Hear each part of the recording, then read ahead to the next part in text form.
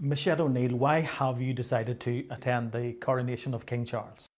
I think it's really, really important that I honour the pledge that I made to the public in last May's Assembly election. I said that I would be our First Minister for all, and I think this is a fulfilment of that promise. There are those in our community that have a British identity and allegiance to the monarchy, and I think it's important that I, as a First Minister for all, can be respectful of their viewpoint, and also I can represent all the people in our community. So it's a political decision rather than a personal one? Well, it's certainly a personal commitment to attend, but it's also fulfilling my promise that I made to the electorate. And I think that's really, really important, that whenever I made that commitment and a pledge to be First Minister for all, that I actually follow through in that. And I think this is an opportunity in which to do so.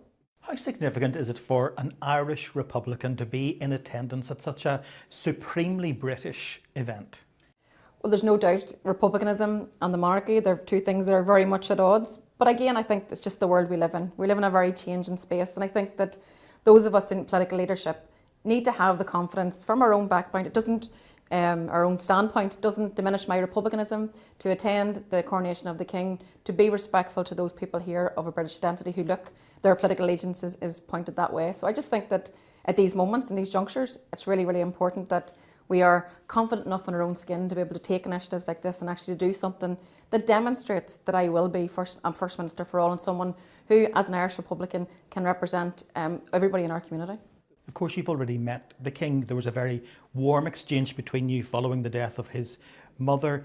Is he a man you can get along with?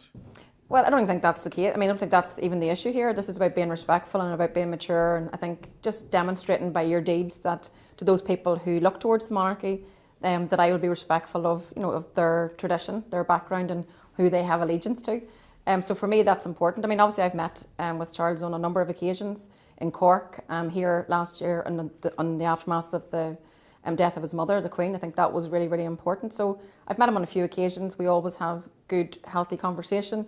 He's of no doubt of my background and my political allegiance and my aspirations for constitutional change in this island. But I think that it's really important that in political leadership we all be mature and respectful of each other. What would you say to Irish Republicans who would find this difficult, not least because the King is Commander-in-Chief of the Armed Forces?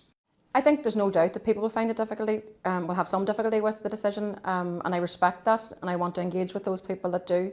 But I also would say to people, particularly Republicans, we have a constitutional and democratic pathway towards Irish unity.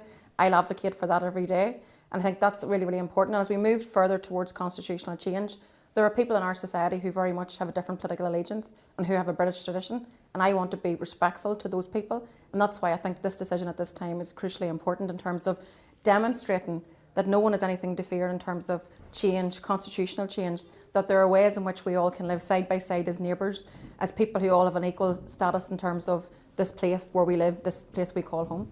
We're still more than a month from the coronation. Do you have any hope that you will be attending as First Minister of Northern Ireland? Is there any sign of Powersharing returning?